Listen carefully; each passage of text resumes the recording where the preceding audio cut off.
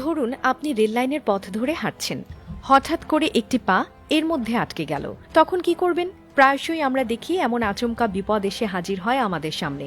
অনেক সময় আমরা তাড়াহুড়ো করতে গিয়ে রেল লাইনের শর্টকাট রাস্তা অবলম্বন করি, কিন্তু যদি এমন ঘটনা ঘটে তখন কি করা যায়? কিভাবে দ্রুত বের করবেন সেই পা? তাছাড়া যদি ট্রেন এসে পড়ে উপর দিয়ে, তাহলে আর রক্ষে নেই। প্রতি বছর এমন অনেককে দেখা যায় রেল লাইনে পা আটকে মৃত্যুবরণ করতে।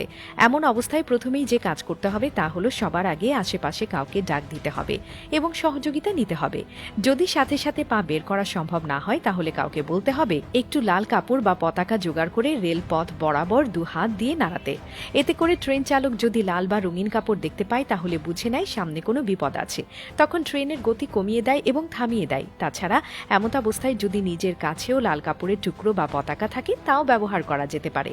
পরবর্তীতে ধীরে সুস্থে পা বের করবেন, প্রয়োজনে রেল মাস্টারের সহায়তা নেবেন।